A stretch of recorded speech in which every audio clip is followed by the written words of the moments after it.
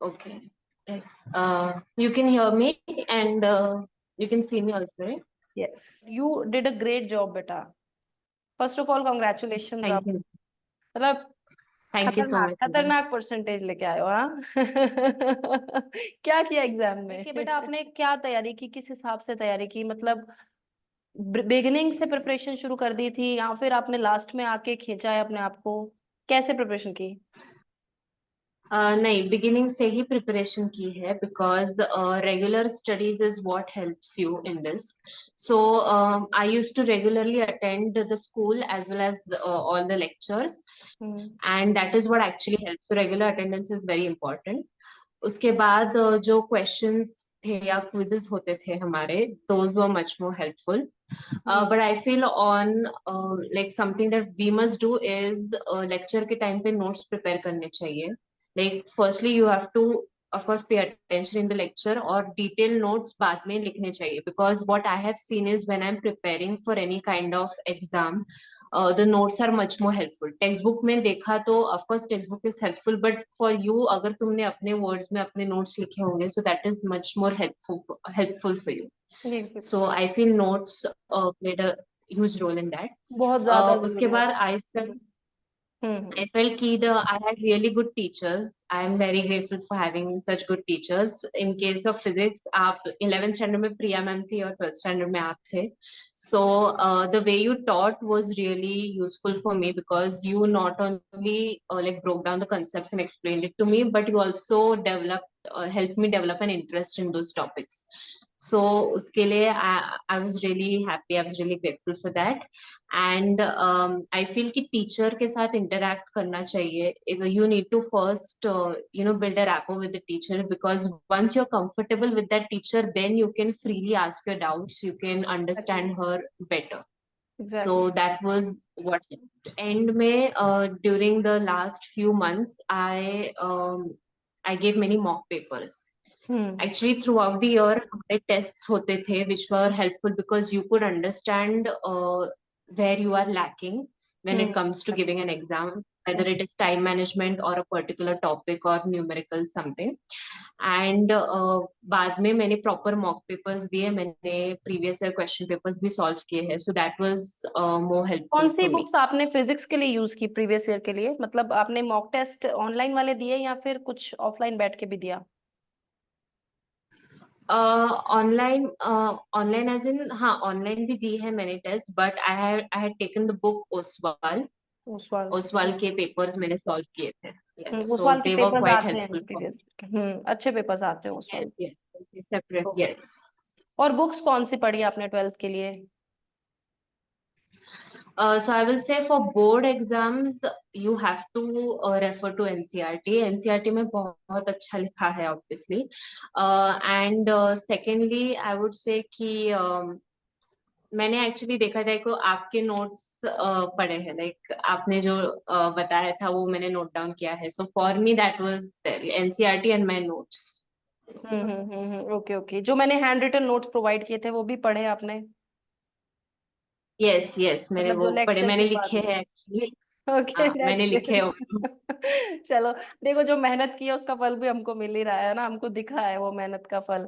तो आप through yes out the year एक कंसिस्टेंट स्टूडेंट रहे हो, मतलब पूरे साल आपने मेहनत की है तो उसका रिजल्ट हमें देखने को मिला है. ऐसा नहीं होता जैसे आजकल बच्चे यस. बोलते हैं कि लास्ट दिन बैठ के वन शॉट देख लेंगे यूट्यूब पे और स्कोर आ जाएगा.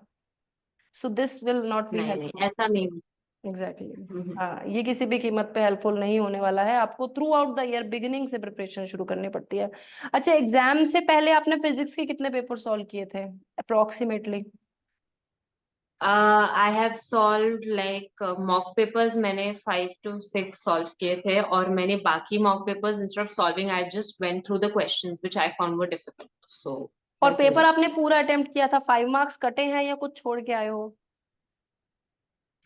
मैंने पूरा अटेम्प्ट किया था. There were few questions where I thought something was missing, so I was not able to complete that question, but I have attempted all the questions. I suggest that one should attempt the questions, क्योंकि board exams में negative marking नहीं होता. Exactly. If you attempt it and if अगर question wrong होगा, नहीं तो कुछ तो मिसिंग होगा, then you will be awarded marks. So that is one thing तो करना चाहिए, बेटा मतलब आप एक अटेम्प्ट बार ऑल द अपने क्वेश्चन। सारे सब्जेक्ट्स के मार्क्स बता देंगे अपने खुद से? Yes. So in physics, I have scored 95 out of 100. In maths, I have scored 97 out of 100. In chemistry, I have scored 98 out of 100. And in biology, I have scored 99 out of 100. और English में मैंने 97 out of 100 score तो किया। You are a bio and mathematics student. जैसे बच्चे कहते हैं कि बायो मैथ साथ में ले ली तो मैनेज नहीं हो पाएगा, परसेंटेज डाउन हो जाएगी, so you are one of the example के जो बायो मैथ्स लेके भी 97% प्लस लेके आया है यस, ना? यस। हाँ, सो पढ़ाई का आई फील कोई कि बैरियर नहीं है। Yes. Yes, I feel it is also got to do with the interest because some people, if they are not interested in maths, then if they take PCM भी उनके लिए difficult हो सकता है. हाँ एग्जैक्टली। But मुझे maths में interest था and I wanted to learn maths as much as I can, क्या so इसलिए आपने मैंने ऐसा maths भी फील लिया किया था. कि जब मैथ्स लेने की वजह से फिजिक्स इजी हुआ थोड़ा सा? Yes, that was one of the reasons why I took maths. I wanted to say कि when you talk about physics or chemistry उसमें numericals होते हैं. You in physics you have derivations में तुम्हें integration use करना होता है. So hmm. by maths you have that practice of solving the numericals. You have a practice of integration. So in the derivations मुझे कभी difficulty नहीं हुई to derive something because integration was like very simple for me that time. Exactly, basic level का mathematics use होता है physics के अंदर। जैसे बोलते हैं maths is the language of physics, तो फिजिक्स के अंदर आपको मैथ्स भी पकड़ अच्छी होनी चाहिए। स्कूल आपका प्राइवेट है या मतलब किसी गवर्नमेंट स्कूल से हो? प्राइवेट स्कूल है। अच्छा, तो स्कूल भी आप रेगुलरली जाते थे? Yes, Mera school was not a dummy college. It was proper attendance. You needed a proper attendance for that. So I used to go to school. और मुझे एक्चुअली मजा भी आता था क्योंकि मैं सुबह जाती थी स्कूल एंड बाकी सारे फ्रेंड्स और स्टूडेंट्स के साथ सीखने में भी एक अलग ही मजा था. सो आई यूज टू एंजॉय देयर बिल्कुल। ऑल्सो। और फिर स्कूल घर के, आके फिर हमारे ट्यूशन होता ठीक है था. ठीक है, तो मतलब आपको एक स्कूल जाने की वजह से भी एक कंपनी भी मिली होगी पढ़ाई की, और एक जो प्रैक्टिकल्स हम करते हैं स्कूल के अंदर उसके भी फायदा मिला होगा। वो एक ज्यादा काफी एक हेल्पफुल चीज होती है जो हम प्रैक्टिकल्स करते हैं। यस, मेरा वो एक्सपीरियंस था because I on a personal level I do not prefer dummy college क्योंकि आई फील कि एक एक्सपीरियंस होता है going to school and learning. And for me, it is actually it's kind of a stress buster, like sitting in the class with other people and learning with them. And school के अपने activities भी होते थे. I used to participate in some of the activities, and I used to take regular breaks. So that was better क्योंकि I've always heard कि people ask me कि कितने घंटे पढ़ाई की, 12-12 घंटे घंटे बैठे हो या नहीं. तो आई फील कि ऐसा नहीं होता. जब पढ़ाई कर रहे हो तब पूरा मन लगा के पढ़ाई करो and take regular breaks. That is very helpful. आप जब पढ़ाई करते थे तो मतलब वैसे, जैसे जो मैं भी सेम क्वेश्चन पूछ लेती हूँ, कितनी देर मन लगा के पढ़ाई करते थे?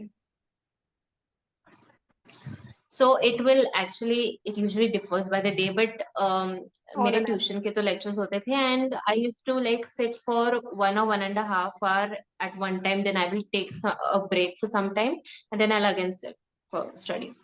लास्ट So में सेल्फ that स्टडी was का ड्यूरेशन बढ़ा दिया होगा थोड़ा सा?